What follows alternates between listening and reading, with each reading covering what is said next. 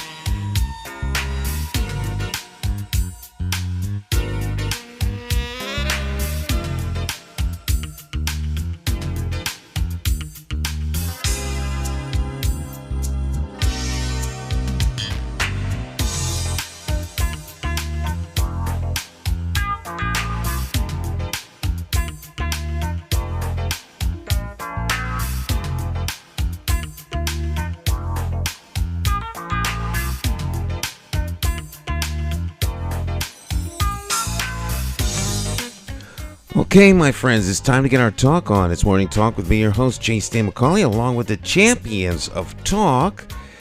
This morning's talk champion, you gotta love live television. Ran out of air, Jonathan. Ran out of air. I'm over here. My show clock is off here. This morning's talk champion, Jonathan Small, in studio to do it once again. How you doing there, Jonathan? Doing fine, Stan. It's a pleasure to be back here. Happy belated Christmas or Merry Christmas anyway. It's being observed today. Happy to you.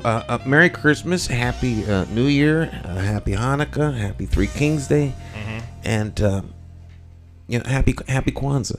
Yeah, happy holidays to you and yours, and to all those joining us this morning. I ran behind because my show clock is off. I took 2 minutes off the clock. All right. To try and bring the theme down, so it leaves little room for error. And we use this time, by the way, folks, to push the show out. And so if I don't get this exactly right, there's no recovery time. Right. It's like doing a loop in an airplane, but you're off by about 50 feet and you hit the ground. And that's what happened this morning. So more information or detail than you need to know. That's what happened. How was your weekend? Weekend was kind of hectic on Saturday. It was cold, doing a few last-minute shopping. I was trying my best not to get caught up into Christmas gifts, but I just promised a couple of people some things, and I think it's much easier just to give people cash. And forget about running into a store that's crowded. And it was just cold Saturday. I mean, that weather was one of the coldest days that I can recall I would say this winter season, but the winter season just got started. So what am I talking about? Yeah. And strange weekend because most of the NFL games came on Saturday, and very few games came on Sunday. Well, they had 3 games Sunday. 3 games, but they really wasn't top-notch games, though. They was just games just to have on. I mean, the Dallas-Philadelphia was really the game of the week. Yeah. A weekend, however you want to classify it. Well, that's because you're a Dallas fan. Well, it was a good game. You're a Dallas. It was a very good game, but that game was on Sunday. No, that game was on Saturday. Oh, that was Saturday? I watched the whole game, beginning to end. It was a good game, nail biter. The Eagles are a talented team, though. That offensive line that the Eagles have, we couldn't get a sack. We was putting some pressure on the quarterback. It's kind of scary, but not scary. They kind of remind me of the Cowboys in '92 with that offensive line and their defensive line of the Eagles. Cowboys fans are funny because everyone reminds them of their own team. Yeah, but I'm saying that offensive line that they have, they got 3 offensive linemen that made it to the Pro Bowl. That used to be how Dallas used to have their offensive line intact. The one issue I would say for the Eagles, they have a backup quarterback. And yeah, he did good. But they made a lot of. I think the turnovers was really what kept the Cowboys in the game. Well, yes. I can't say that though, because we made them turn the ball over. It's how we played. I don't think the quarterback threw bad passes. I mean, the one pass, the guy took the ball away from the wide receiver. But just we made some key turnovers that helped us out. And yeah, the old takeaway. My dad was upset about that. And I talked to him yesterday. He's like, are we playing football or rugby? Rugby. He says, that's rugby. That's not football. Yeah. Well, when the ball should have been blown dead, he's going on and on and on. So of course he's an Eagles fan. Mm-hmm. If it had turned out the other way around, he wouldn't have been so upset, I'm sure. But he shouldn't have nothing to really. I mean, he could be upset, but his team looks very good, though. I'm a little still skeptical about Dak threw that interception, which he shouldn't have thrown. That was right in the beginning of the game. But then he settled down. He had a very good game after that. So it seemed like we had to play our A game, and we really didn't play our A game, to be honest. But we had having to work a little harder. And the Eagles just going on their talent. I mean, I don't know what is better, talent or hard work. I guess you need them both. I think you need them both. Mm-hmm. Success is the combination of both. Yes. You got to have the talent, but then, of course, you have to be willing to work hard, too. To work hard. Right. Talent is just not going to make it all the time. You skill, you can run the ball, you can block. You got strength, you got speed, natural ability.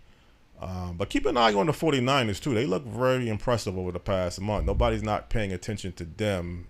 I think some people are. And Minnesota, believe it or not, they have, I think, a 12-3 records. But they don't look like a good 12-3 team, though. I don't know what it is about Minnesota that they're winning, but they don't look impressive to me. The Vikings. Yeah, they got that little pregame chant. With the arms up and all that other stuff. It looks like you're going into some sort of ancient. You wake up, you find yourself in the center of the field, flames circle around you. Right, it's gonna burn you alive. Right, kind of. But truthfully, somehow the NFL seems like it goes by fast this season. I mean, a couple more games. 16 games. 17. It's 17 games? Now. Okay. They switched to 17 last 17. year. Well, it's 17 weeks. That's short. Right. That's a nice work year. Work 17 weeks out of the. Well, that's not. I shouldn't say it like that because they do work more than 17 weeks a year, but. Well, the playoffs going to take you all the way through January, and the Super Bowl will be probably mid-February. So. Well, I guess when you compare it to. Baseball and basketball, football has a very, very short season. Right. But you enjoy every week, so you make the most of it. It's not like basketball or baseball where it's a game every night or every other night. So you kind of, I think, appreciate it a little bit more because you realize you have to wait the next week for the next game. Mm-hmm. And, again, when you get into the playoff times, it's just a one-game loss and you're out. So... Well, as we transition to away from this... if you're on Broadway, the number of plays you do for a Broadway run is more than 17. Mm-hmm. A concert tour is more than 17, cities. Mm-hmm. It's like, football and football stars, it's just like the gravy. The gravy train. And sit back and just let the money roll in and you be these gladiator stars. And you get hurt. Yes. It's a very physical game. Yeah. But like you say, we do have other things to talk about. The NFL. Yeah. We don't want to spend the whole time. Right. We don't want to degenerate into the Sunday rituals. Well, nonetheless, it is Monday when we do this program live. And so we do have a special guest every top of the week here. And, of course, Jonathan scours the world, literally, looking for the best guests that he can find for us for the week. And they're always great people, always well informed. We consider them our experts. So they always have information to share. And so I always encourage you all to take notes because this is like what we call like our master class, if you will. So we'd let Jonathan have the honors since he's the official booker of guests. Okay, this morning on Morning Talk Live with Jay Stan McCauley Talk Show, we have a guest who has a very extensive background in the TV film production industry. He also has experience, I believe, in the military, if I'm not mistaken, but clearly television, film production, entertainment is his specialty right now. The guest this morning on Morning Talk Live with Jay Stan McCauley Talk Show is no other than owner, producer of Chair 10 Productions, I believe located in Newtown, Connecticut, no other than Jonathan M. Black. Good morning, Jonathan. How are you doing? I'm doing great. And hearing you guys talk about football, I have to say, sorry, guys, I'm a college football fan at heart, so go Dogs.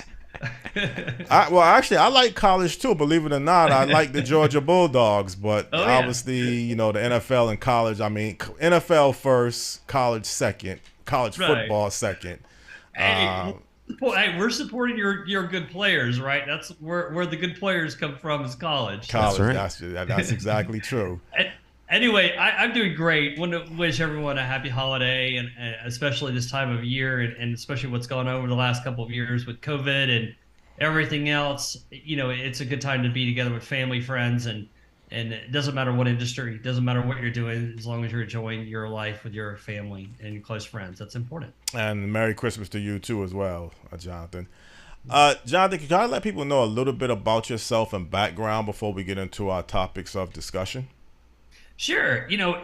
When you said military, I kind of was like, oh, I kind of forget that I did that. It was a long time ago. But yeah, when I graduated from high school, I went in the military, went in the Air Force, was a plumber of all things. Then I jumped into managing a grocery store and then worked for a call center. And then after that, I worked for the Olympics, the Salt Lake City 2002 Olympics. And that was really got me into production. After that, 20 plus years of producing film and television. I've got about 45 features under my belt, and been around the world. Filmed in pretty much, almost every state in the country and several other countries. But I'm here. I think, as you get a little older, you're like, oh, what am I really going to do with my life? And here I am after producing many movies and being, a producer. I decided to, come to Connecticut of all places. A little background: I met my wife in Los Angeles, lived there, and we had two little great kids. And the pandemic happened, and at that point, we were like, we really want to be close to family. She's originally from Newtown, valedictorian of her high school, and all her family lives here. And I started looking around, and I said, you got New York, you've got, New Jersey, you've got, Canada, but nobody's, I'm originally from Atlanta, Georgia. So, I saw what production did. And so I was like, well, let's start a production services company, taking advantage of the tax credit here and really taking advantage of the great people of the state of Connecticut and bringing great productions here. So, Okay, so Jonathan, officially you have a company or a studio operation that currently exists in Newtown, Connecticut? Yes. The main purpose of what I do and what my wife and I do is production services. So, for example, if a Hulu or ABC comes in, they usually hire what they call a production services company, which are boots on the ground that will, hire all the vendors, work with the crew, and everything else. I also have as my company, I thought it was important to take care of crew. And so we actually obtained a national term deal with IATSE, which is one of the unions that manages below the line crew. And it was very important for me to have this national agreement with IATSE because the number one thing for me and my wife and Chair 10 is to treat everyone like family. And that's crew, that's vendors, that's the creative people, and it's everyone. But we're here as a production services company. And on top of that, we're looking at building sound stages. And I can speak to more of that too. But the idea is that building a Class A sound stages here so that people can have the facilities to film. Well, that seems to be one of the areas that Connecticut seems to lag in towards having enough sound stages or big sound stages to be competitive in the film and television market. What is the process now that you're trying to put together towards having sound stages built in Connecticut? Well, first of all, it's something that's important for your viewers to understand is a sound stage could be, people can think of anything, but because of the way that you have to have soundproofing and it has to have a certain ceiling height and you're building sets, you have green screen, digital stuff, it's something that has to be well suited for that environment. And unfortunately, in the state of Connecticut, there's not a Class A soundstage in the state. And what I mean by Class A is it's something 35 to 40 feet, 30,000 to 40,000 square feet, And so that is really, I think, hurt Connecticut in getting larger TV shows. For example, like if you want to get an ABC Freeform show or a Hulu show, those TV shows need sound stages to operate. And feature films do too, but really, I think they tend to want to be more into sound stages when it comes to, shooting television. But the process is finding, real estate, finding real estate brokers. We're working with a company called Lincoln, and they've been fantastic. And then you have to, actually work with architectural design people, firms that can design these specific buildings. And it's also getting in the state and local community involved. We met with Mayor Simmons, the mayor of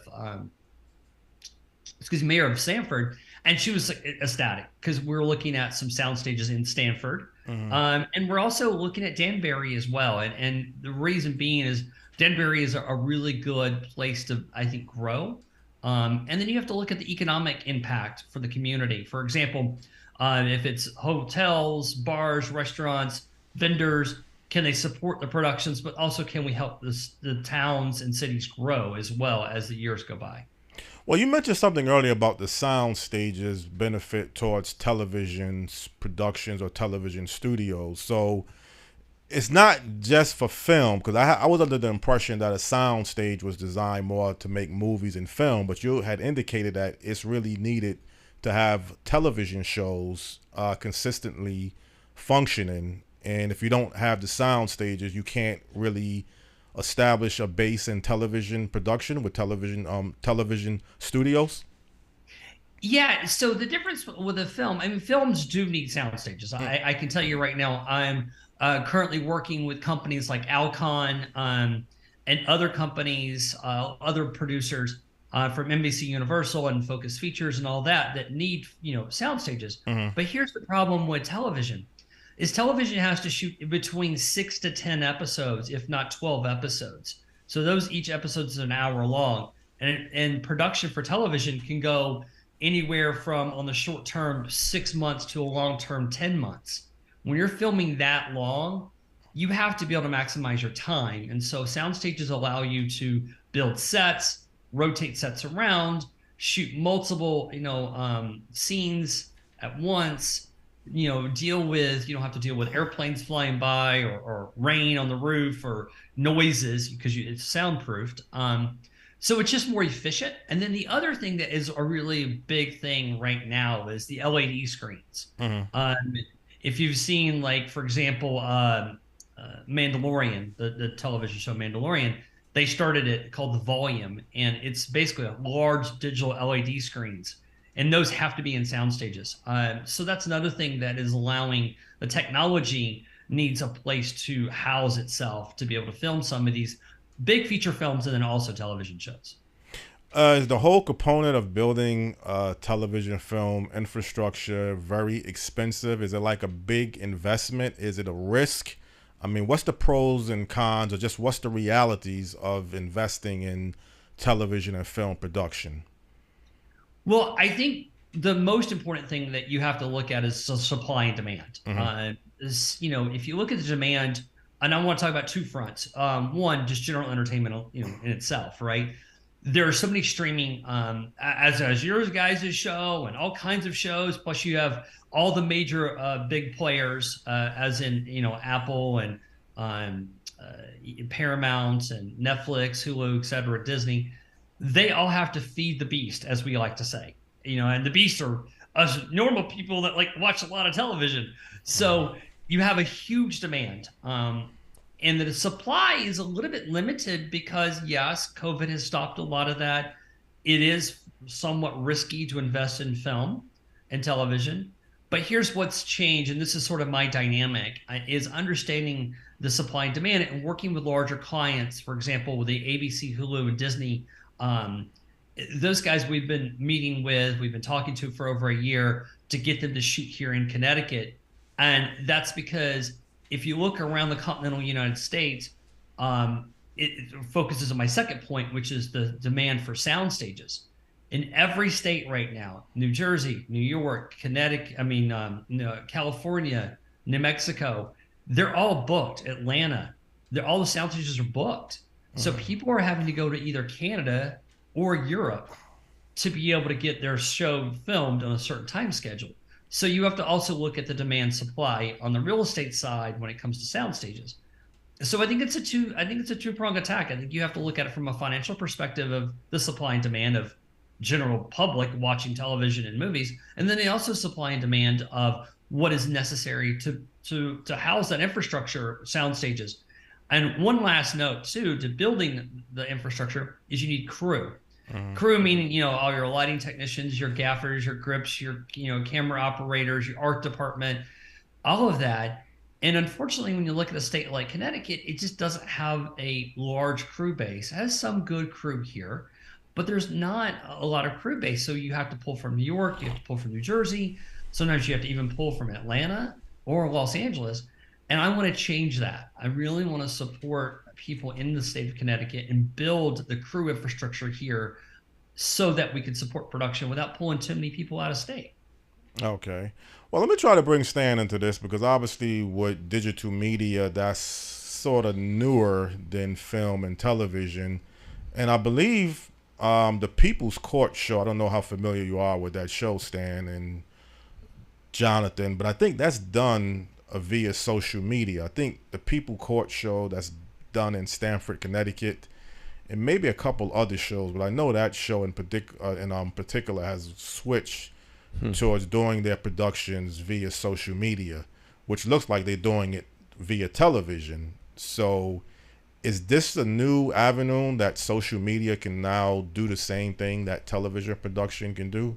I don't know if you can answer that. I'm not quite sure. Okay. I'm not quite sure what you're referring to when you say social media. Well, maybe I don't know if maybe in social media isn't the correct word, but I thought you can do a production through You digital. mean guests joining, or is that the venue or the vehicle in which they're delivering the venue, content? how they doing the content? I guess the actual camera of the show, of the People's Court show. I thought you could do things now, like Netflix. Can't you do productions without television, the old format or the original format of television cameras? I thought you can do it a newer way. Maybe I'm not on track with how I'm trying to ask the question. Let me just regroup, and maybe I can figure it out exactly how to ask the question. I can, if you don't mind me jumping in here. The thing is with television, the traditional 35 millimeter cameras, all of that, obviously everybody knows back in the day, right? But what's happened now is the digital media aspect of it, which I think is the enhanced technology, has allowed people to do shows from all over the world and do it globally with video cameras or iPhones or your camera on your computer. And I think it's opened up a lot more avenues. I also think the technology with the LED screens and everything has allowed people to film in different locations. For example, I know that you were talking about the show, you could film it at like what they call a little studio. It's a live audience studio, but you can also film that with a person in a different location and put them up on a screen now because of the way streaming works and the way the internet works now and the technology works. That's actually what I'm talking about, digital media. Maybe I was not asking it the correct way, but digital media, you can do a show now via digital media. Like what you're doing now is not a traditional television format of producing a show. So guests joining remotely, things along that line. Well, that too, but I think you could still, you can have a show now the way you're doing it. And wouldn't this be classified as digital media the way we're doing a show now? Yeah. Okay, that's what I'm trying to say. I think I understand what you're doing. I think we just get caught up in semantics and the terms you use. Yeah. So this is stuff that's been done, believe it or not, for a long time. I don't know if you remember Babylon 5. Which goes way back in science fiction. They were doing all of the score remotely and things like that, and a lot of this stuff was very cutting edge at the time. but it's become quite common now because of the technology. Mm-hmm. So for something like what you're talking about, I think that's a little bit easier to do than a standard. Oh wow! Rather than this, we're gonna blow this break away here. Okay. Rather than the People's Court is not that difficult to pull off. Okay. With, I guess the people who are, the litigants and all that other kind of stuff being brought before the judge from a remote location as opposed to coming into the studio to give it the final delivery gives it a look like all of that is the case, but it isn't. Is that what you're referring to? One thing I would comment on it is that a lot of times when you have a big TV show or a big show like that, you have the network executives in Los Angeles, right? And you're filming in Connecticut, for example, and you're filming these, and you need the large network executives sitting in their chairs in Los Angeles to make decisions. Used to, it would take weeks and weeks, if not months, to get decisions made on the final cuts. Now, because of digital streaming and the technology, you can get footage filmed instantaneously to the executives. They can then make decisions, and then it goes back to the creative team, for example, in Connecticut, and they can make decisions very quickly, which then turns around the process time of getting shows off the ground. Again, this goes back to supply and demand, getting that supply up on streaming networks, whatever, quickly, so they can keep feeding people and fun entertainment. Well, Jonathan, I hope you don't feel a little uncomfortable by me asking you this question, but it is a cutthroat business, and I feel I want to ask you this question anyway. Are you in a position to either be able to greenlight a project, or do you know a key person in the industry that can greenlight a project? Like if you wanted to bring a production deal to Connecticut, I hear greenlighting is very critical in this business. So point blank, I mean, can you greenlight a project, or do you know someone that can, or know someone that knows someone that can actually greenlight a project? Yes. Well, in my past, I had decisions to greenlight projects because I had access to financing. I worked for a distribution company at one point. I was basically, attaching cast talent, which helps greenlight a picture or a television show. But right now, my focus is getting productions here as a production services company. So yes, I know people that can greenlight it. I actually have the senior VPs of development from all of the major networks that I'm either friends with or have relationships with. I also have relationships with major agents from CAA, William Morris Endeavor, and the like. But the thing that I can help greenlight is I can get projects to the state and have them look at the state and get them greenlit to film here. And that's the important process, because there are filmmakers in the state that feel like, gosh, I want an opportunity to get my film, on the big screen, or get it on Netflix, or how do I get it, made? How do I get financed? Well, part of that is providing an infrastructure and support to provide the tools necessary to actually put a production together. And that's where we can come in and help people out. And I'm also willing to teach. I would love to do some classes on sales, finance, distribution, because I have a large background in that area. And also how to pitch a project. I've taught pitch classes before, as I've pitched films and had them financed in the past. But my main focus now is really about bringing productions to the state, or helping support productions that are being developed in the state here. Stan, you really didn't get a chance to ask the question. I think I asked you the question. So do you want to ask Jonathan a question or any comments? I'm playing the role of the audience. So okay. He's delivering and information closes the loop. There are no questions as a result of what he's saying, because he's giving you information that doesn't beg a question. Okay. It's kind of like learning mode. I will tell you, one of the most important things of getting a picture greenlit, a lot of independent producers, and including studios, look at tax incentives. Okay, for example, Georgia, 30% tax credit.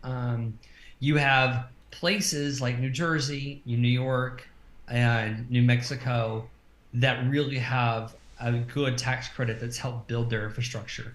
And in Connecticut, we have a tax credit that's 30%. And we're looking at trying to bolster that and get that to a more competitive state, which to compete with New Jersey. Because ironically, I've lost business to New Jersey because people thought it was a better tax credit. So that's part of the greenlighting process. It's part of the financing structure from a small independent film to large studio projects from Disney or Hulu or whatever. They all look at that tax credit. And that's super important for them on the financial side. Are you currently working with anyone in the Connecticut state legislators towards what you're trying to spearhead here in Connecticut in film, television, and digital media? Yes, we actually are working with a former speaker, Speaker Amon, Jim Amon, that was a former Speaker of the House for Connecticut. He was the one that championed the original tax credit for Connecticut. And him and I were connected by Derek Slapp, Senator Slapp. And, the idea is to really educate, I think, the local voters here and people in the community how important film production is to the infrastructure, providing jobs and opportunities. But also we have to make the state competitive. And so I am working with presenting legislation to bolster that credit, make it better than it already currently is. It's a good tax credit, but we really are working hard with former Speaker Amon and with Senator Slapp and a few other state senators to really change that dynamic. And we're also working with local mayors too. Like I said, we're met with Mayor Simmons. She's super supportive. The mayor of Danbury, I'm meeting later this week to also get the support of the local communities. And that's the important process of building the infrastructure, is the political aspect of it, because there are a lot of politics involved in building and maneuvering some of these larger productions. And I saw it done in Georgia, and Georgia had a tax credit passed, and years later now look at it, it's basically booming in production because of that tax credit. Well, saying that you're from Atlanta and you've seen what they've done in Georgia, would you advocate trying to duplicate a tax credit similar to the state of Georgia, where I believe there's no limit on a cap level, if that's correct or not?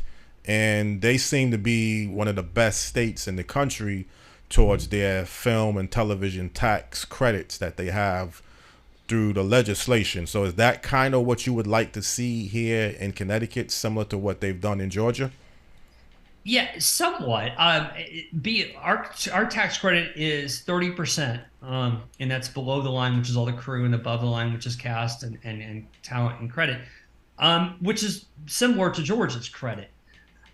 So I think from a competitive standpoint, I feel like we could compete, on paper, the same as Georgia. What has happened though is that the caps, yes, that does affect. We do not currently have a cap in Connecticut, but the issue is that people just don't see Connecticut as a place to film like they do Georgia. Georgia has hundreds of sound stages, thousands and thousands of crew members. They could support 40 or 50 productions at once. You have Marvel that shot there, Walking Dead. You have all these big shows. And that's why Georgia looks lucrative. The only problem is Georgia is really expensive now because they filmed so much. Marvel comes in, it spends $150 million or $200 million on a production. They pay well. And so people are starting to realize they can, jack up the prices, so to speak. But for us, we want to be competitive to New England. And right now, New York only has, a 25% tax credit below the line, does not include cast or talent above. And New Jersey is probably our most competitive state, and theirs is 37. And everybody's going to New Jersey. So that's where we have to make the state more competitive. New Jersey has a cap, but I think for us, we're looking at what is it really going to mean for the taxpayers of the community? How are we going to be able to, really give back, so to speak, and to encourage people to see if you bump that tax credit up to 37%, now you've got a big Disney show coming in. a big Hulu show coming in. You've got, Alcon that's, could bring a $50 million feature film in. Those are the kind of productions that help build Atlanta. And that's where I don't think we're going to be the next Atlanta. I just think that we're going to be, I want to call New York light, where we're going to be the next big place to go in New England to film. Well, you said you've met with Mayor Caroline Simmons, I believe her name is, in Stamford. Yeah, Mayor Simmons. Simmons, yes. And Stamford, Connecticut seems to be one of the cities in Connecticut that seems to be one of the best in television shows. You have, like we mentioned earlier, the People's Court. You have former talk shows, the Jerry Springer Show. You have Yes Network by the Yankees, the Connecticut Film Center. That area, I think in Greenwich, there's another media company. I can't really recall the name of it right off at the bat. But it seems like to me, Stamford seems to be one of the key cities in the state that seems to be already ahead of the game, and particularly in television production. So what is the response that you are receiving from Mayor Simmons, and what do you see down there that you can just expand beyond what they already have? Well, for one, Mayor Simmons was talking to us about, obviously the WWE has expanded. You have NBC Universal, you have ESPN, you have some of the bigger players in Stamford. But what she's realizing, and which is what I brought up in the beginning of your show, is the sound stages. Now, there are two reasons why Stamford's important. Is one, it's the proximity to New York. Obviously, you guys know Stamford and Greenwich area is like a hop, skip, and a jump. Plus, you can jump on the train. The second thing, it has to do with the unions. There's what they call a 30-mile union zone that goes from Columbus Circle in New York City out 30 miles out as the crow flies. And that 30-mile radius splits Stamford in half. Okay. Within that 30-mile radius, you do not have to pay hotels or gas or travel or living to crew because so many people live in that area. If you go outside of Stamford, now you have to put hotels for crew, you have to pay for gas, you have to do all that. So it's more expensive to shoot outside of that New York City zone. So Stamford tends to be a really good hub for television, and that's why we're also looking at sound stages there in Stamford to build. And that, I think that's just because of providing the services, and the other productions looking at, hey, they can utilize the union zone and everything else. The other thing I want to mention, speaking about Stamford, is the reason why we're talking about Danbury. Now, Danbury is I guess, kind of a hidden gem. And I say a hidden gem for a very specific reason. Because when we talk about unions, we talk about, support staff, right? You have support. Well, I've been able to form a partnership with Choice Films out of Newburgh, New York, and they're right off the 84.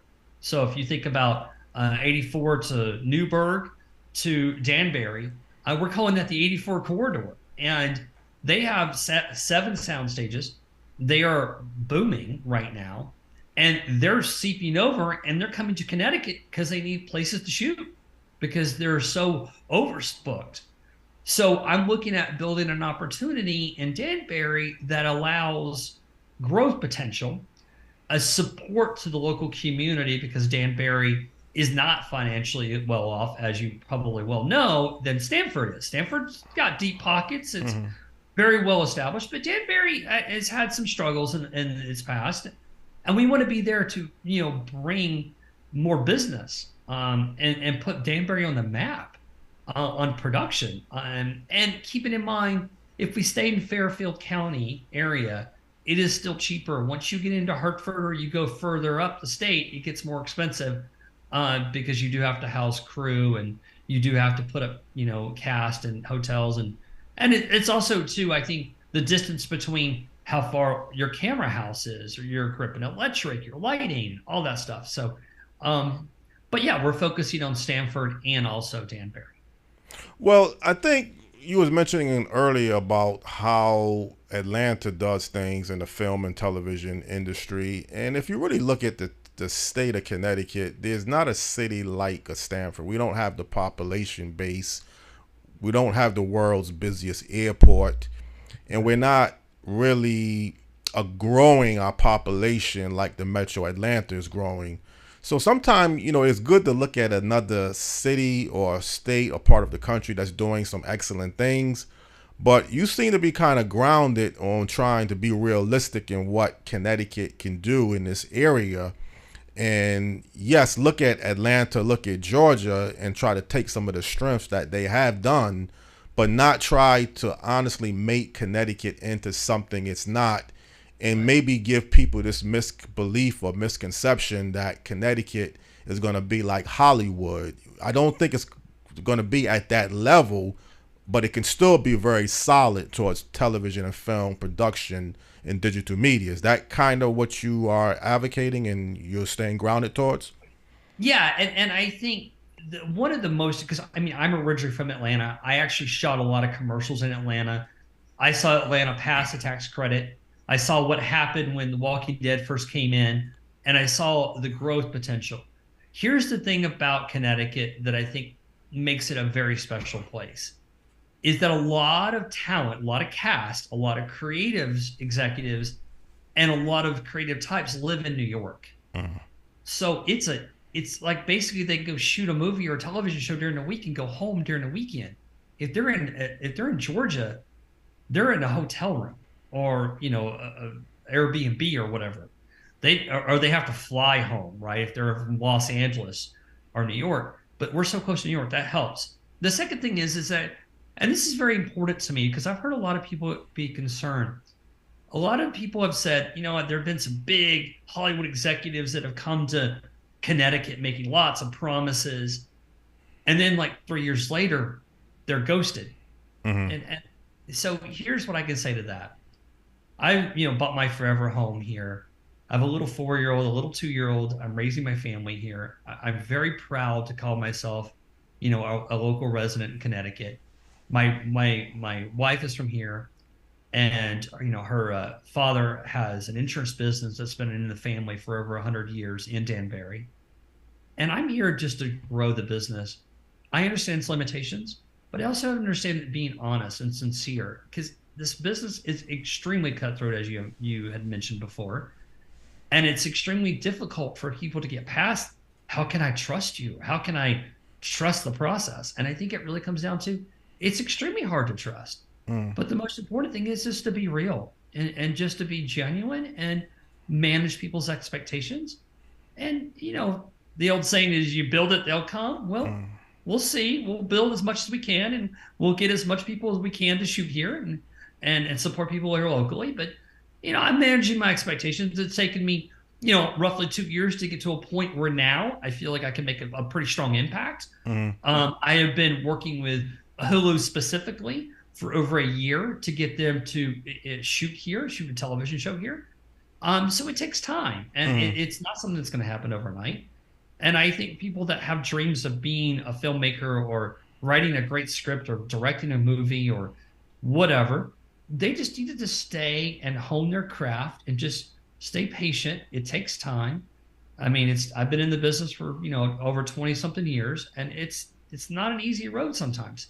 But there is great payoff if you can stay in that and make it happen. And it's just being honest. And this goes back to what I said originally, family.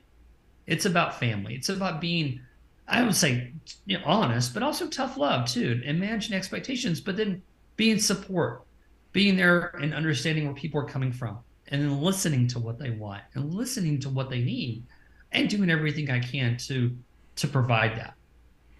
Well, Stan, me and you sometime we have discussions about what should take place in Connecticut. I think I asked you last week about certain media companies that could be established in Connecticut. I think it was urban media, but still Connecticut is ranked, I think, in a 32 or 34th as the media ranking that they classify television and radio. But I'd rather now have someone that is doing something or has done something like I'd like to do now. And then if we want to talk about, okay, what can take place, we got someone else to really go off of instead of just me and you just speculating. So I don't know, again, if you have any questions or anything you want to ask Jonathan in particular. Well, no, but I mean, of course, Jim is a friend of mine, and so I'm very familiar with what Jim Amon tried to do. Connecticut has an abundant talent base, and there's just it takes the will, as we were talking about last week. It takes the will.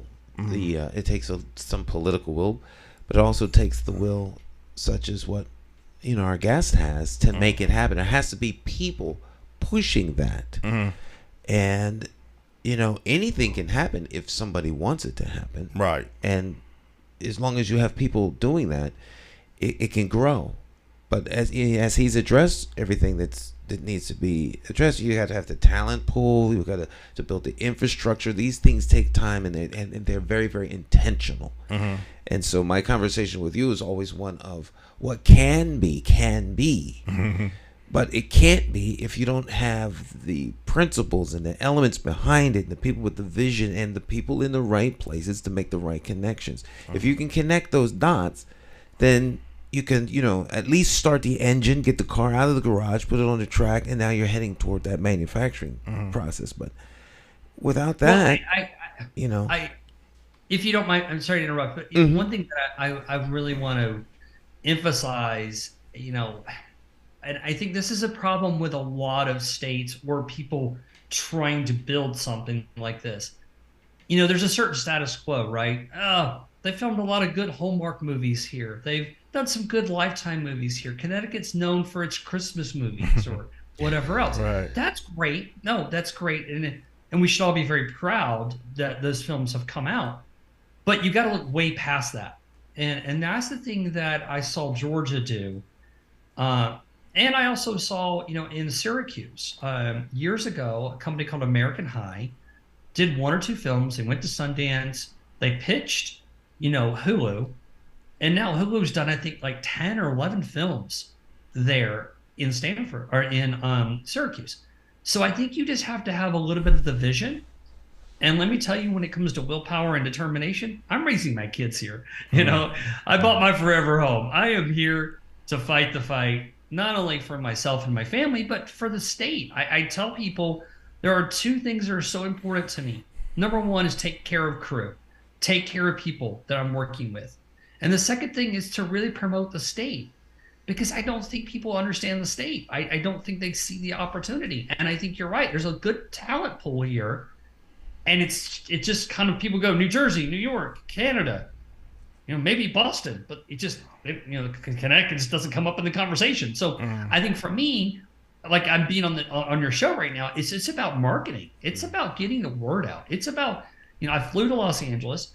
I met in person with ABC, with Disney, with Hulu, and with Universal and Focus Features, and and several other producers. And part of that road trip for me, was talking about how great Connecticut can be and is right now, but there's that huge potential, and I want people to see that. And it's the marketing, it's the passion for it too.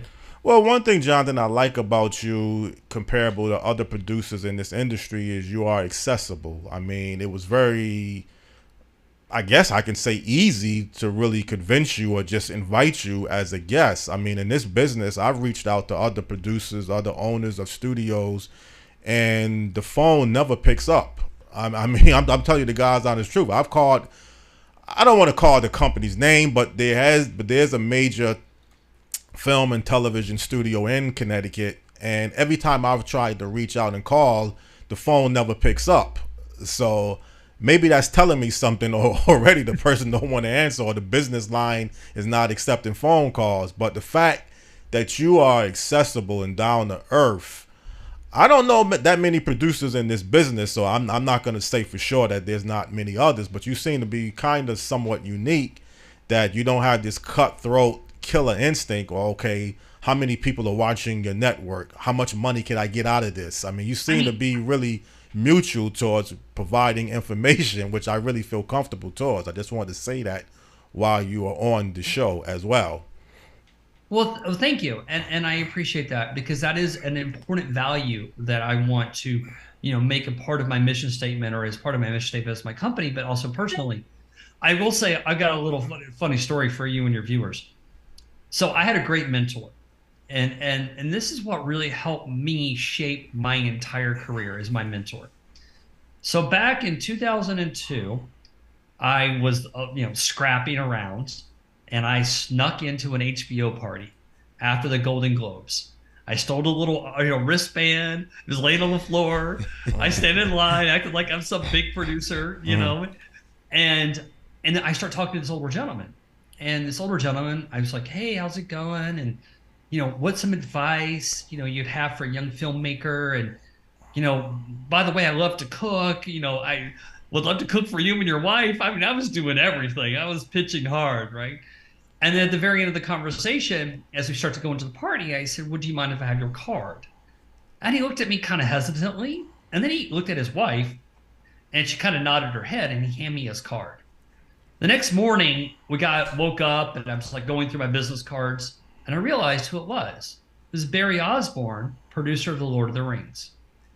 And Barry and I had a very long-lasting, strong relationship as a mentor to me. And let me tell you, if I call Barry, he picks up the phone. If I email Barry, he emails me back within 24 hours. I mean, this is somebody that's, won 11 Academy Awards for the last Lord of the Rings movie. So he taught me about the humanality and the human aspect of production. It's tough. It's long. It's a lot of hours, and it's a lot of personal sacrifice for people. So you have to be there. You have to be real. You have to be willing to support them. And he was on the set with Peter Jackson, sitting there emailing me because I had questions about something, or he'd pick up the call, or we'd have a 2-hour conversation, a couple months ago because I was looking for some advice. So that's what's important, being accessible. But also, if we're going to build a great industry in this state, it's everyone. It's not just me. It's the first-time actor, first-time filmmaker. It's the local businesses. It's everyone that's going to build this. And that's what I think it comes down to, the word family, like I said before.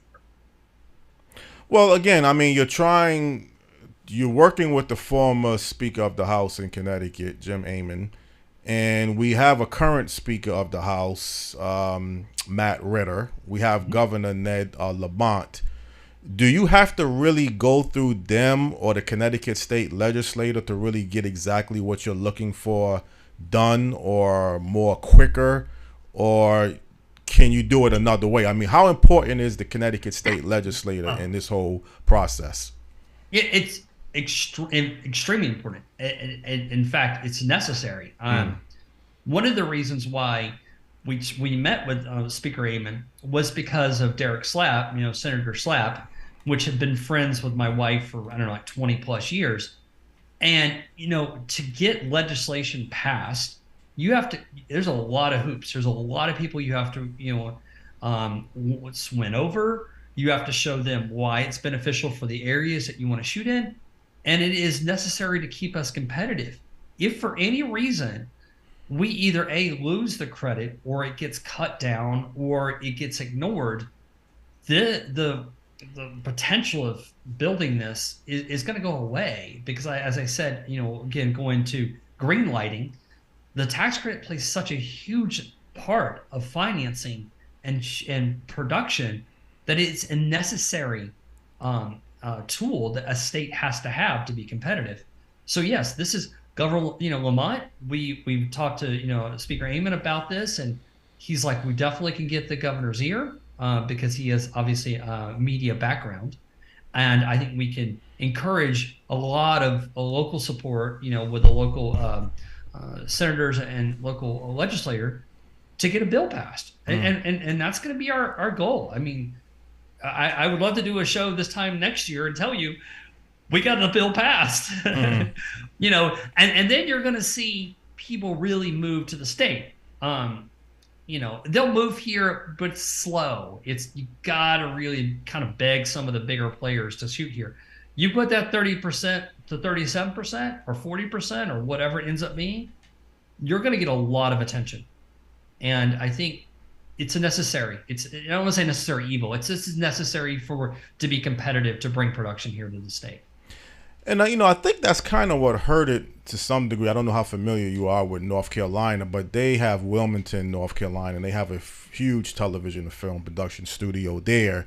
And I believe over the past years, the state legislature in North Carolina has become more not in favorable of adding more tax credits to North Carolina. And I think some of their businesses got lost in the process to Georgia.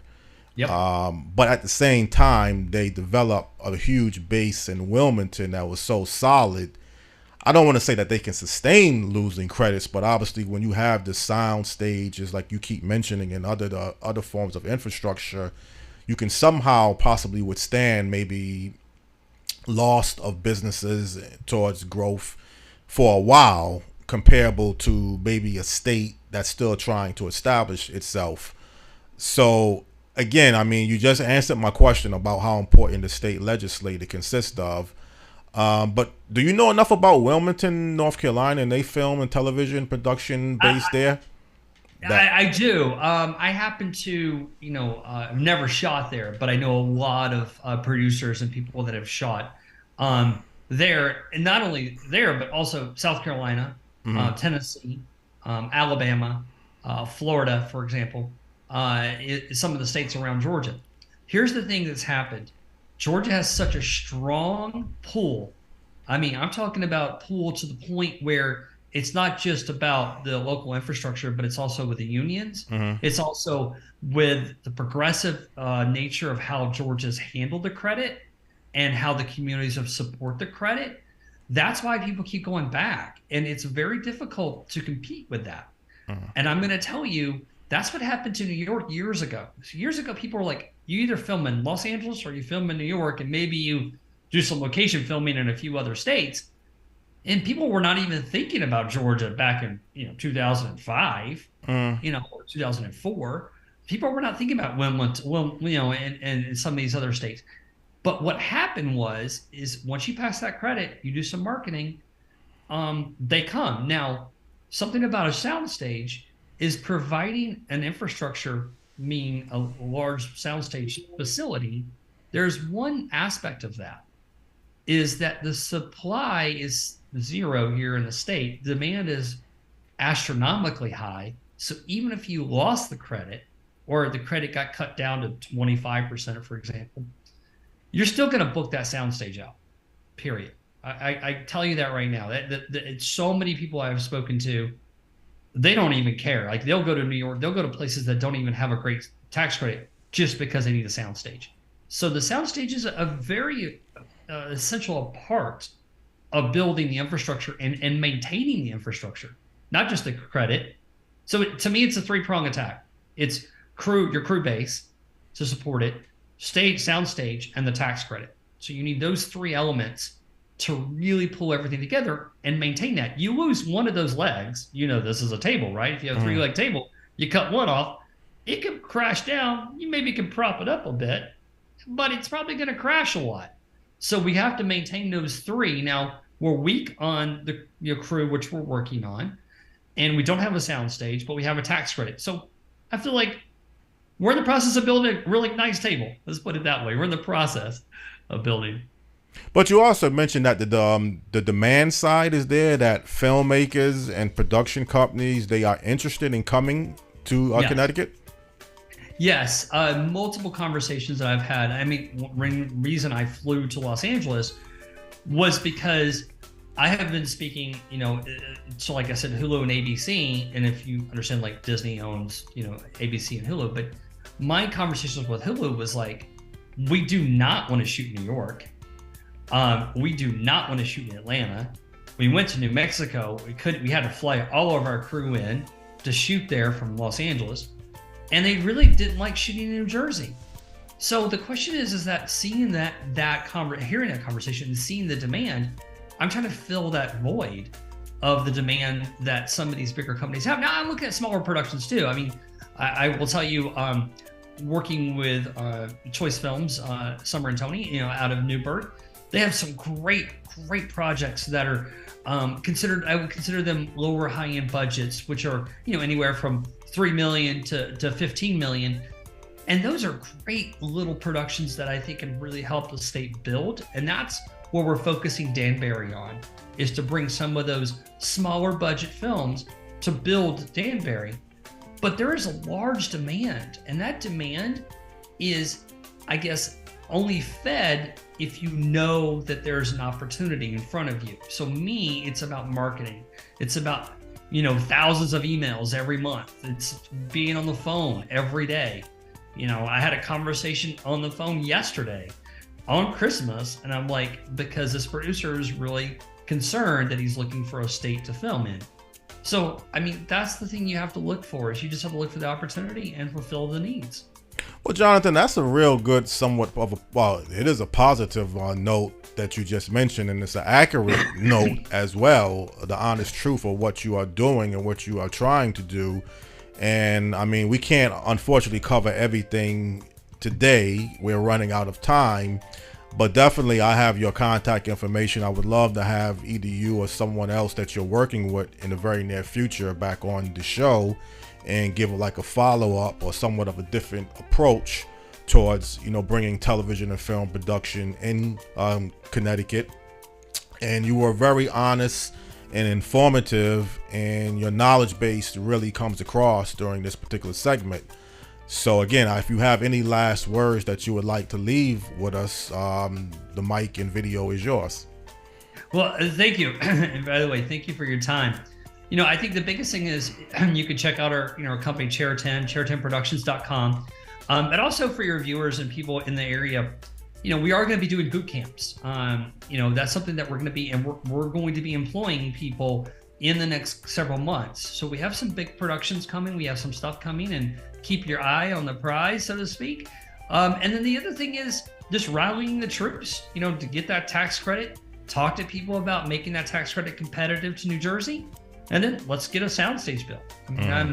I'm here. Anybody can pick up they just give me a call, shoot me a text, or shoot me an email, or give me a call. I'll be happy to talk to anyone in the state or anyone that's looking for some advice or some support.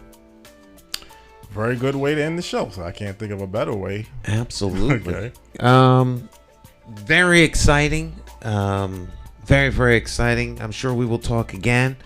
And thank you so much for taking time out of your schedule. I got some people I want to direct towards you. So thank you. Okay. Thank you very, very, very much. All right, Jonathan. Thank you. It's been our pleasure. Okay. Enjoy it. Happy New Year. Enjoy the holiday. All right. You too. Okay. All right. Great guest. Thank you very much. Appreciate this. I gotta hook him up with Steve and Joe and some other stuff. All right, my friends, stick and stay. We'll be right back. It's More Than Talk. Don't go anywhere. Let's stretch my legs a little bit.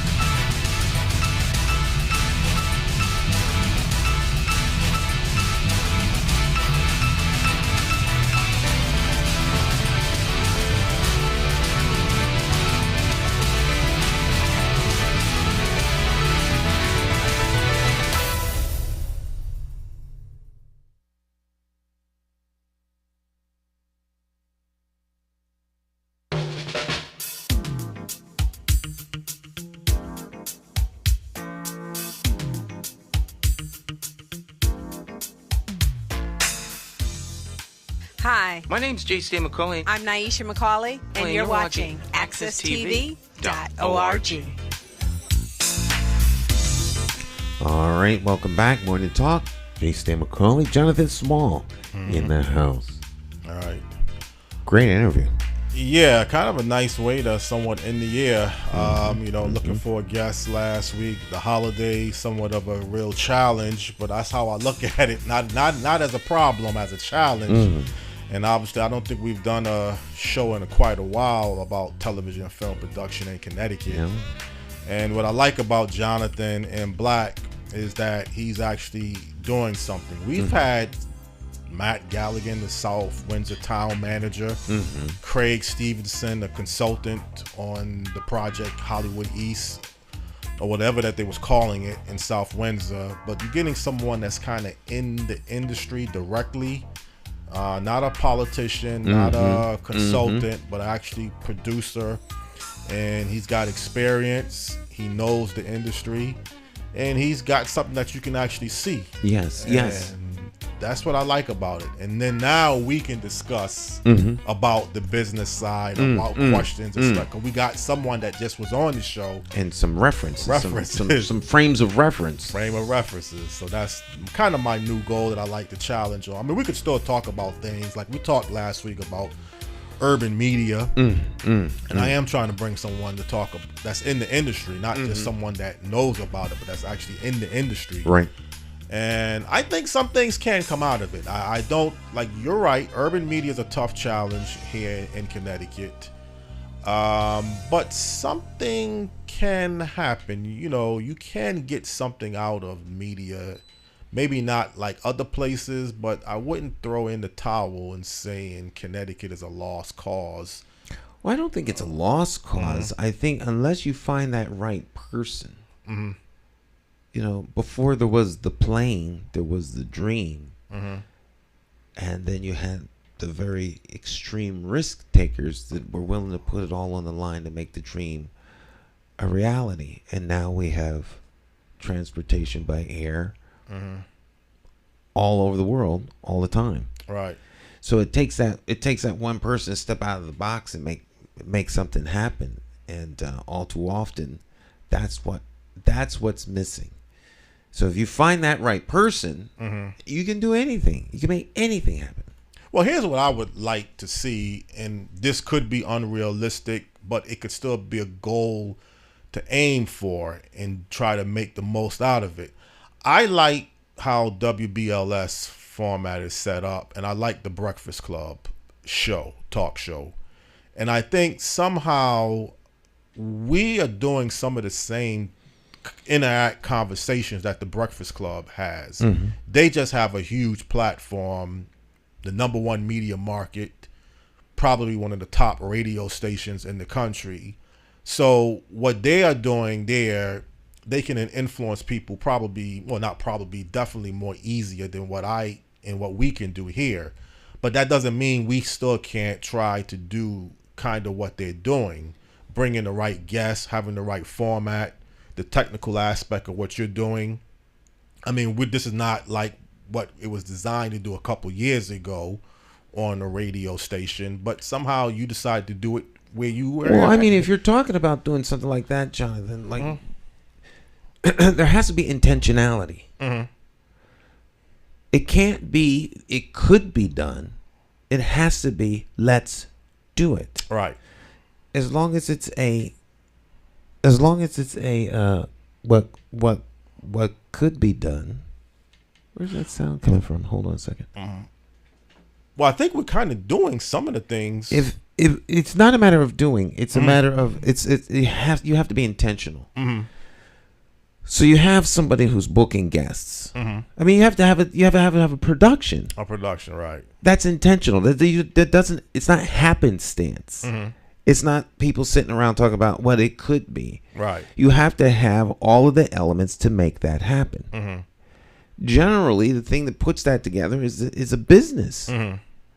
There's this is how you eat. You make money this way. You have your executives. You have your people who do the actual work. You have your on-air talent, and all of that stuff is driven by profit. Right.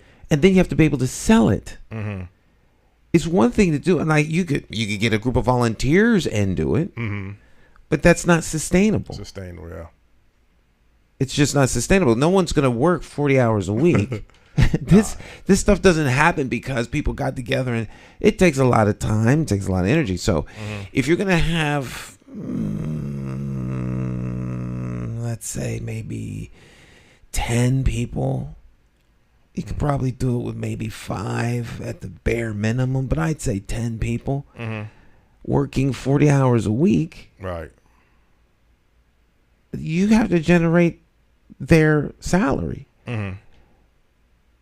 And television production, radio production, content production is driven by profit, which means if you're not making a product that people are buying or paying for, then how do you sustain it? Right. Because nobody's not going to philanthropize. No. This is not a philanthropic effort. It's a money-making effort. What we do is philanthropic. Right. If you want to take it to the next level, then you have to be willing to do a whole lot of stuff. And the first indicator is how much money are you willing to invest in it. That's what drives it. Somebody put $500,000 on the wood, we make it happen. Make it happen. Okay. This is not difficult to do. Right. We can get you make it happen, Jonathan. Just like if you're going to produce a movie from a script. Here's a new script. We're going to do this movie. All of the actors, all of the production people, all these people don't exist per se. There's just this piece of paper. So you go and you get them. They try out for it. You get the best that you can afford to do this. It isn't using people who just happen to know each other, because the people who know each other might not be the best at the job. Right. So what is it ultimately that one's trying to accomplish? Well, again, I mean, I think the media format and the voice that you provide is a tremendous asset, and I don't take it for granted. I think the people who watch the network don't take it for granted, because believe me, if it's not there, you will see the difference. You will see the content of what the things you would like to hear pretty much be non-existent. And I don't think I'm trying to say it has to be one or the other. What Jonathan and Black was discussing is very vital. Television, film production, digital media, bringing that aspect here in Connecticut is extremely beneficial if it's working. It can work. It can work with people like him. It can work. It will work. Yeah, because he's a doer. He's not just, he has a... Right, well, that's his business. Exactly. Right. Urban media is somewhat different from the game now when you get into urban media, because we can have a great, and I guess television and film production, bringing that business in Connecticut could possibly make urban media a little bit more easier to push, or it may not. I mean, I don't know the whole ins and outs. When you say urban media, that has, I think I know what you're talking about. That's what I'm addressing, but I don't know that everyone that's watching knows what you're talking about. So when you talk about urban media, you're talking about radio, you're talking about television, you're talking about streaming, or you're talking about something visual? Well, like Urban One with Kathy Hughes, the bulk of her revenue comes from owning radio stations, but she has the whole platform with television, radio, digital media, streaming. She's really the game changer in this whole industry for urban media. And believe me, it's not an easy business, even for them, but they're so successful that it might seem like it's easy because you see the end results of what they're doing. Peter Knight up in Boston, he told me he felt Oprah Winfrey got out of television at the right time, that it was changing. It was getting more expensive. When Oprah Winfrey tried, well, she did actually bought a network, but if you remember, she had difficulties in the beginning getting it really growing and established. It's very difficult to do. But once she got in contact with Tyler Perry, he took on the business side. And I think he kind of got her network moving in more of the right direction. I don't know what type of partnership or deal that they had, but she was having difficult issues in the beginning stages, comparable to when she had her own television talk show in studio. So the right person definitely could help. Tyler Perry is a business-minded person. Right. The right person always helps. And so you have two of the most talented people in entertainment working together. It spells success. Right. Oprah is a billionaire. Right. She can afford to pump money into stuff. So you can't, obviously you can use them as examples of what it is you're talking about. Yeah. Because they're great examples. But there aren't a lot of Oprah Winfreys. Right. There are not a lot of people who will say, let's pump money in this. It was the Black News Network. It was owned by, I think, the guy that owns the Jaguars or something like that. He was pumping millions of dollars into this thing, and it's unsustainable. Right. How's he get his money back? So it went under. It stopped. Because you can't keep pouring money in that hole hoping it works. You have to have a plan. And if you can see that it's not working, then you need to know when to pull the plug. Right. So, can it work? Can you produce something? Yes. Because you produce it, will people buy it? That's yet to be seen. There are television series after television series after television series every single year that are canceled. They're just not, people aren't buying them. They're not watching them. And so that is something that you're going to have over and over again. We'll blow through this. You're going to have this. So in the conversations the ongoing conversation that we have around this is one of, where's the intentionality to make it happen? And there's no intentionality to turn this into a money-making enterprise. But you said if you had $500,000, you could definitely take this in a different direction. If someone said, hey, I want to put together X, Y, and Z, what do I have to do? And I laid it all out and put the budget together. All they have to do is come up. Then we can make it happen. Yes, okay. This is not rocket science. It's like baking a cake. All you need is the ingredients. Right. We could talk about what kind of cake, but until we actually go out and start buying the stuff to make it, it's just a conversation. Right.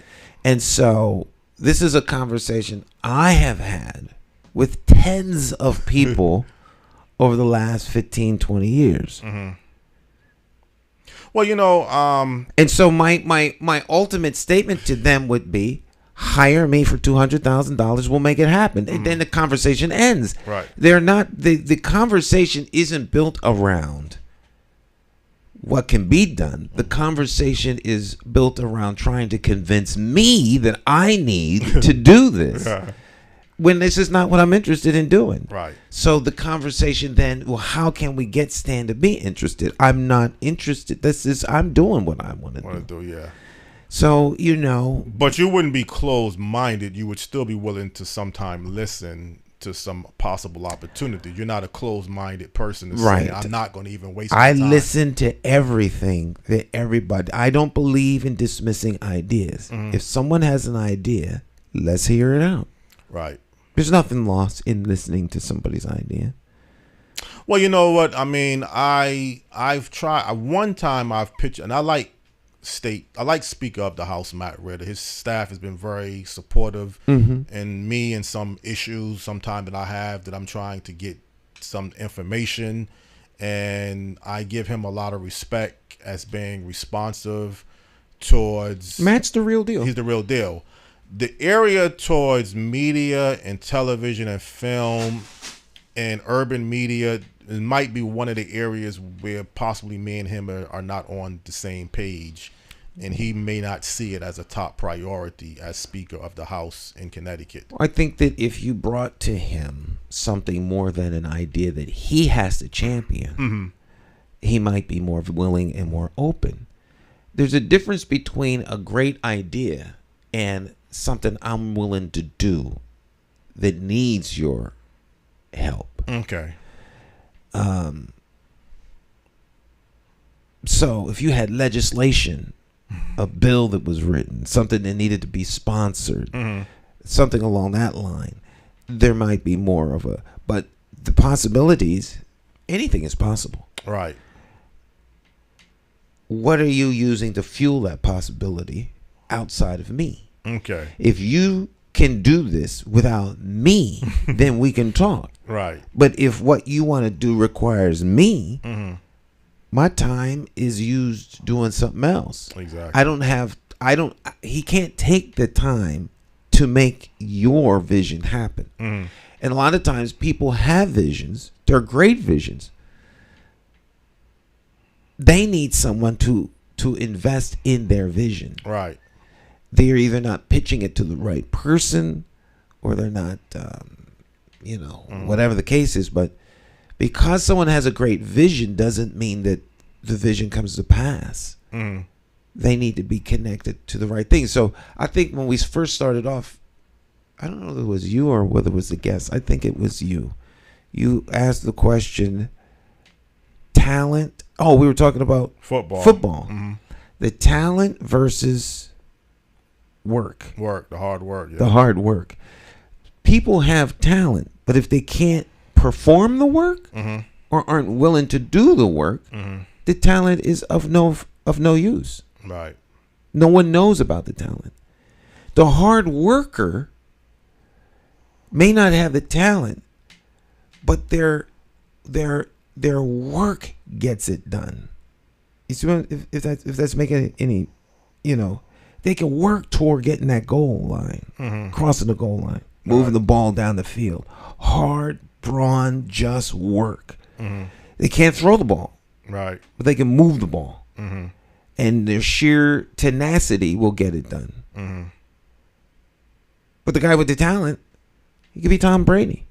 If you throw the ball, there's no one to catch it. What difference does it make? Right. You could be the most talented guy in the world, but there's no one to complete the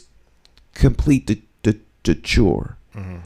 And so a lot of people with ideas, that's it kind of equates to the talent. I know people who I've been in rooms with people who sell a thing, pitch a thing, and before we get out the room, set it on fire.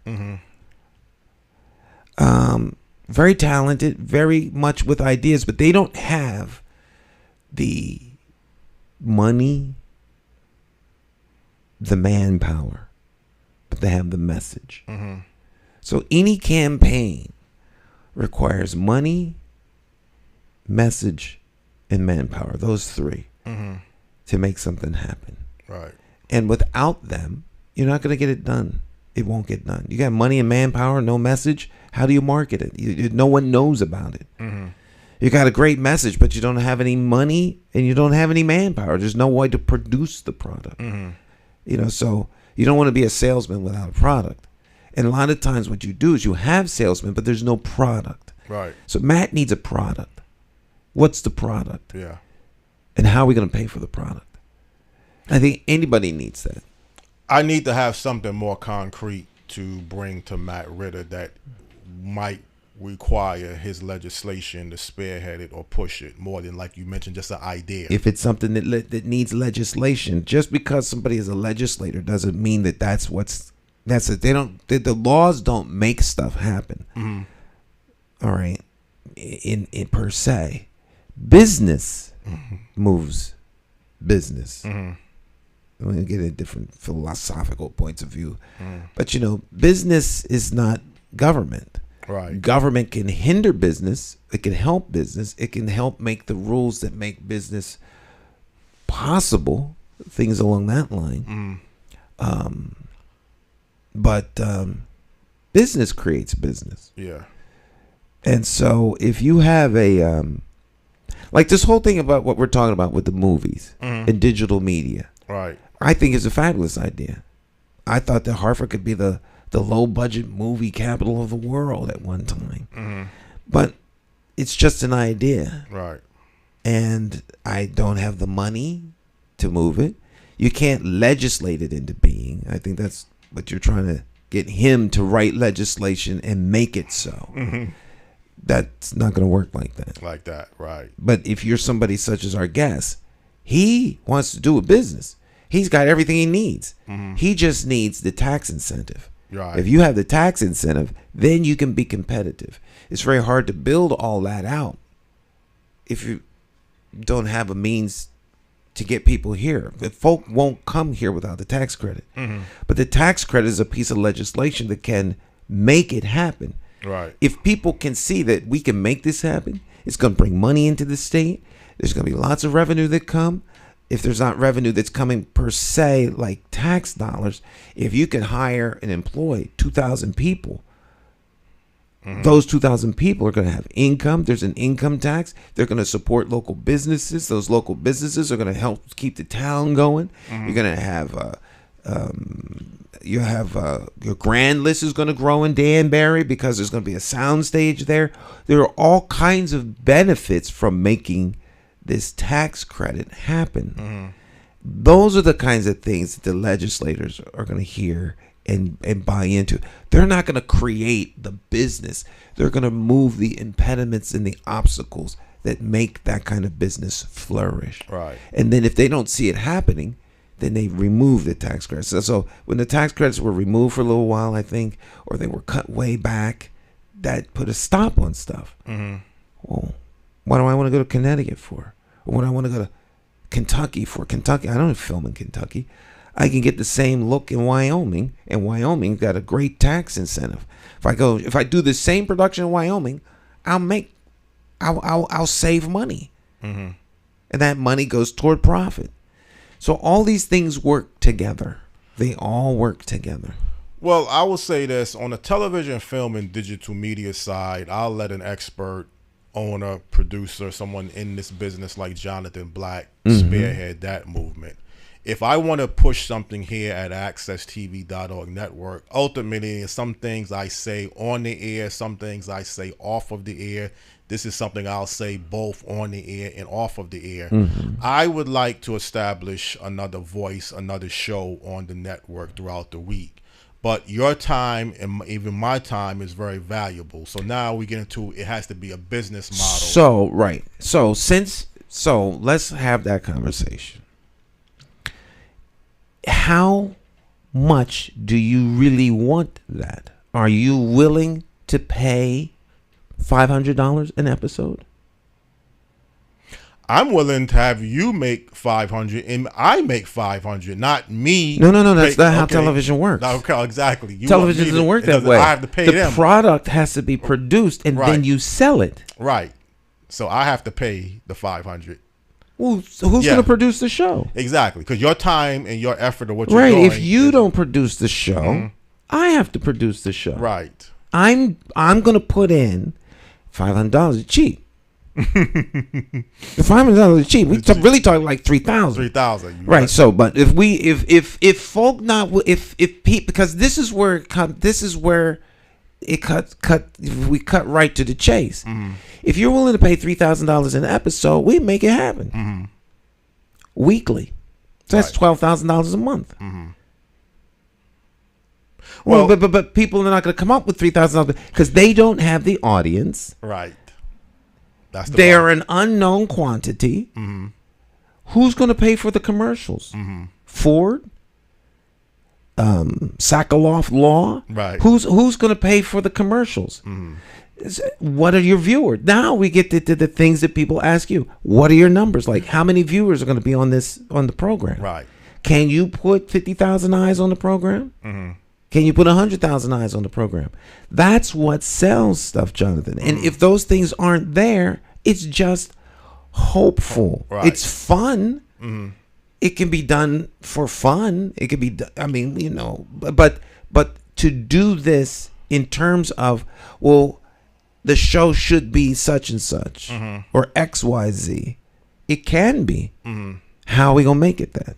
That's what we do. You said the right thing when you mentioned about the money, because to produce and book guests and host another weekly talk show, that's gonna require. I know I've done it before with All About You and Face to Face. I've done 2 shows in 1 week, but that was a little bit different. That was in the beginning stages, And I guess you could say it could be somewhat easy today via Zoom, but to bring a good quality guest, sometimes it takes the whole week to get somebody confirmed. Absolutely. And then your production value has to be top notch too. Mm-hmm. Exactly. All of that costs money. Money, exactly. All that costs money, Right. Jonathan. Exactly. So, and 500, like you say, is being real. oh my on the goodness, low end. 500 is that's a stipend. That's a stipend. Mm-hmm. That's a token of appreciation. Right. So if somebody wants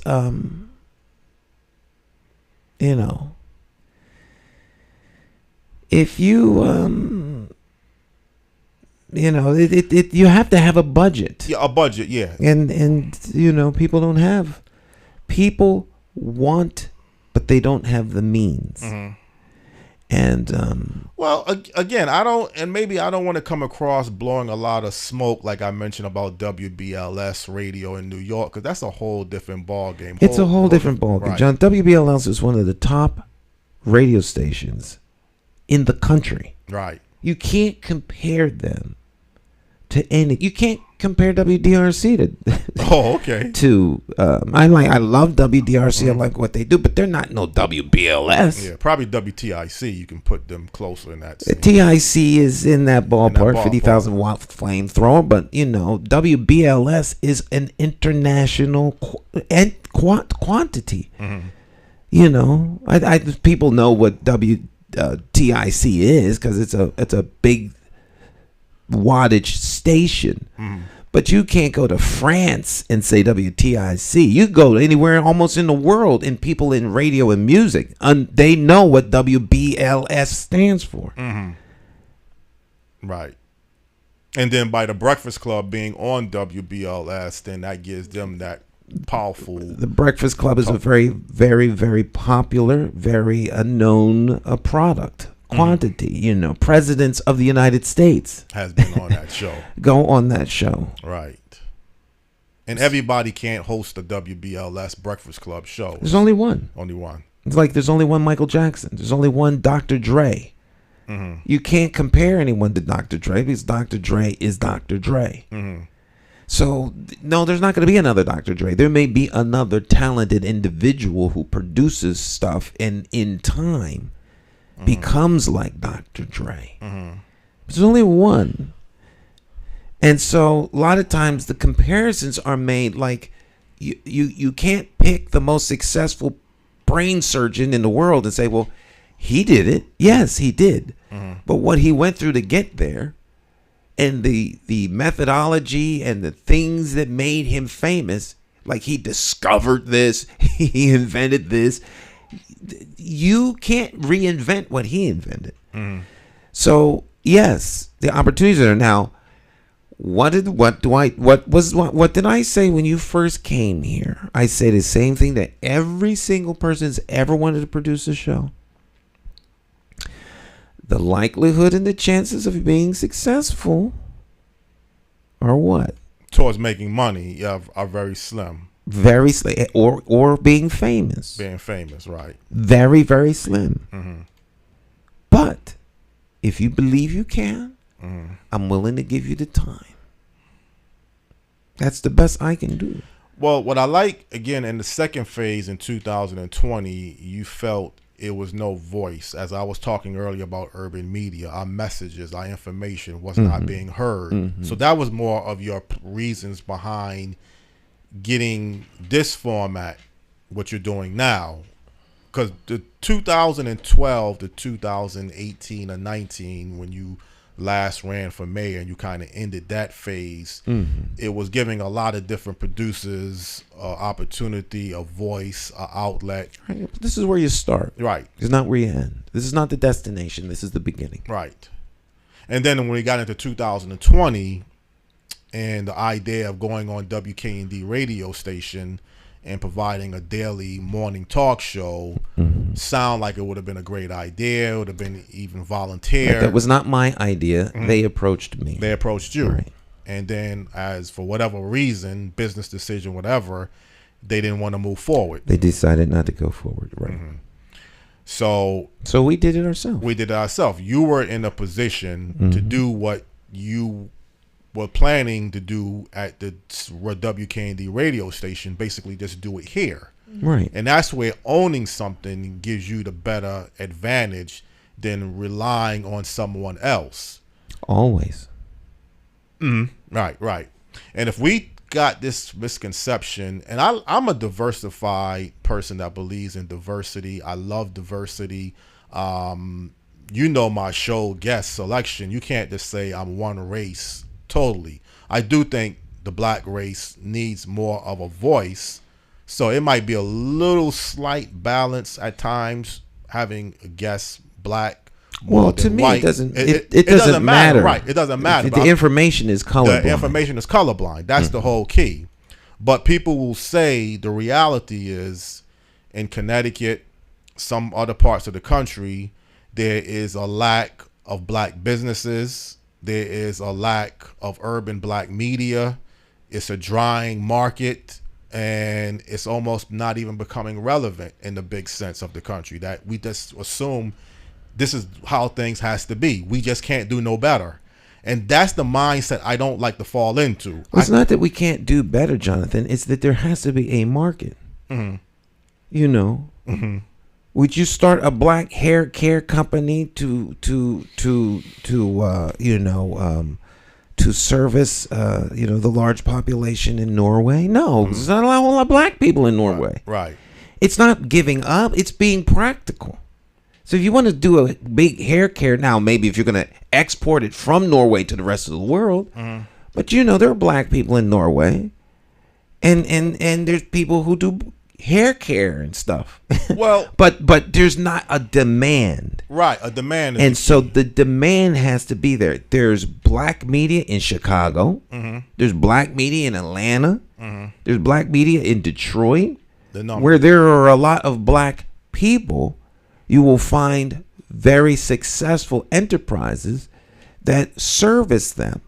If a place doesn't have a large black population per state, but there are pockets, those pockets of people still need to have information that's going to help them with their decision making from a perspective that they can relate to. Right.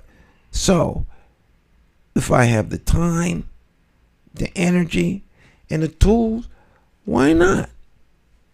So that's what we do. And so we do that for our audience. But it's not enough to support. If this was how we made money, we wouldn't make money. That's why KND's not doing well. Exactly. And that station's supposed to be for sale and it hasn't been sold yet. We can't even sell it. So, it's not. So there has to be a demand, supply and demand. Where's the demand for the supply? Right. For what you're supplying. That doesn't mean that people that are there don't need it, but there aren't enough of them to sustain it.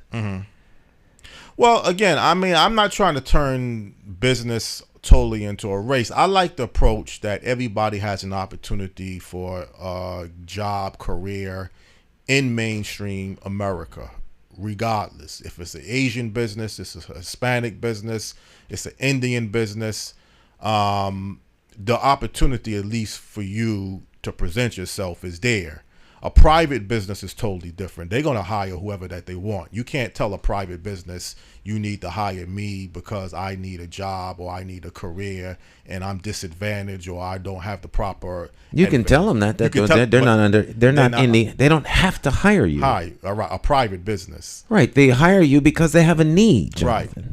Not because you have a need. Well, if we have more businesses in total, and I guess you can say in our job market today, there is a high supply of jobs. I think when you move up the job scale, you'll find it becoming more difficult to get the job. But at the lower scale, the lower wages, there will be a high supply of jobs that people can get into.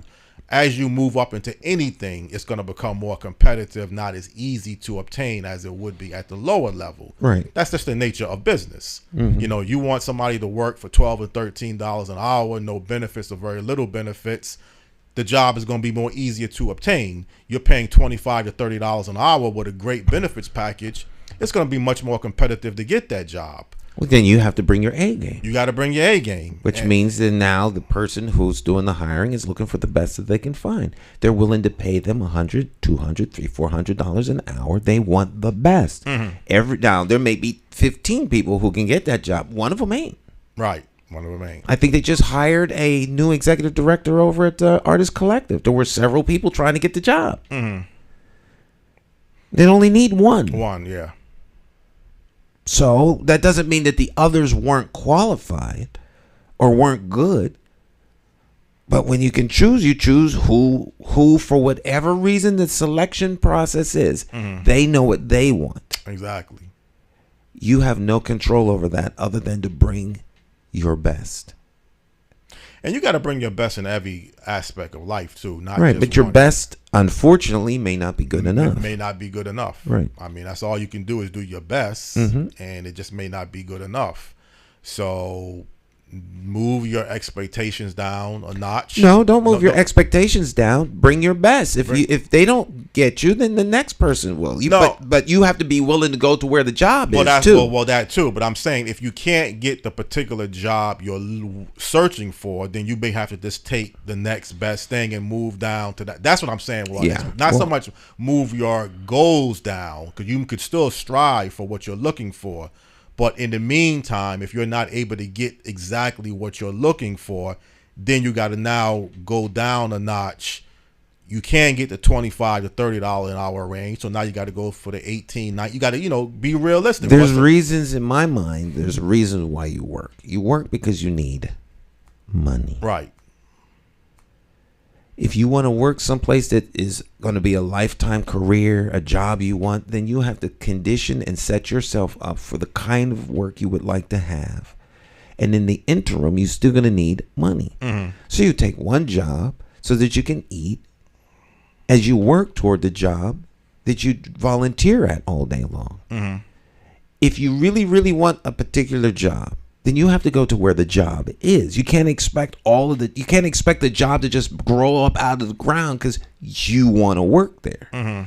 So you have to go to where the jobs are. Right. So lots of people go to California because that's where a lot of actors can be seen and discovered. But there's a lot of them out there. So a lot of them will never get discovered. You have these things. And then are you going to be in the right place at the right time when the iron strikes? Well, the old saying, if it's easy, everybody would be doing it. I mean, that always keeps coming back to me. If it was easy to get exactly what you're looking for in life, everybody would be doing it. Sometimes people make things look easy and it looks like it's simple. But if you know the whole story behind it, with the exception of some cases where some people might just got an uncle in the business, hey, you don't have to worry. Uncle in the business beats the best of qualified individuals. Right. That's just a fact of the matter. So there's no such thing of an equal. You can strive for an equal playing field, but there's no technical equal playing field, because if it's your business, you want to hire whoever you want to hire, you got the final say. I mean, whoever you need as the owner. Now, the human resource department, when you get into private, well, even government, municipality jobs, it's still a little tricky, but they can still hire the best. They can still decide who they want to hire. So people say government jobs are very lucrative at times, but there's a process even trying to get a government job. Right. Government is the big place that there's all this equal hiring until you were a political pariah. If the people in power don't like you, you're not going to get the job, period. It's just that simple. In the place where you would think that qualifying is just strictly what it is. All right. So if you're qualified for the job, you're going to get the job because we don't discriminate. That would be, government would be the great level playing field until someone in government doesn't like you for political reasons. You'll never get the job. Right. Period. So everybody has means by which they discriminate, and everybody has means by which they show favor. That's just human nature. And folk can have all of the headspace conversations they want around it. That's just the way of life. Well, I think, like you mentioned many times, you have to somewhat be realistic, about the job and careers and expectations, what you're trying to advocate for. What, as you said many times, Stan, what we need and what we're able to deliver is two different things. You can say we need more businesses, we need more different Black, Asian businesses, we need more Hispanic businesses. Well, this whole we need. You don't like that? You're right. I always have conversations with people and they say, well, they talk about the community, well, where is the community? You mean you, not we. Who's the mysterious we? We, right. No, we would like to have. We need to eat. I need to eat. You need to eat. The people of Hartford need to eat. I could say that without fear of contradiction, and they will do whatever they have to eat. That's a need. Right. Do we need more Black businesses? It would be nice to have more Black businesses. There's a benefit from having Black businesses. But if the Black businesses were needed, then they would be there. Right. So it would be nice, is what people are really saying. They turn their desire into a need, but they're not willing to do what's necessary to make the need a reality. A reality, exactly. So it becomes a circular conversation. It's like a think tank.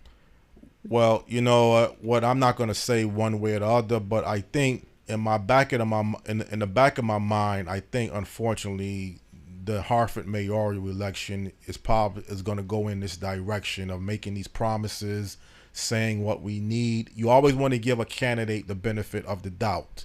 You always want to say, okay, this person is in a position to deliver certain things that he's running for while he's running for mayor. But I guess if you win the mayorship, then you are in a position to do some of the things that you were campaigning. You're not? No, not always. No, candidates are going to make all kinds of promises because that's what they do, unfortunately. So, it's not he who's promising, it's he who expects. Yeah. So, the expectation is often not met. But if that's what you want to hear, they'll tell you. Tell you what you want to hear. What you want to hear. It's like a date. Yeah.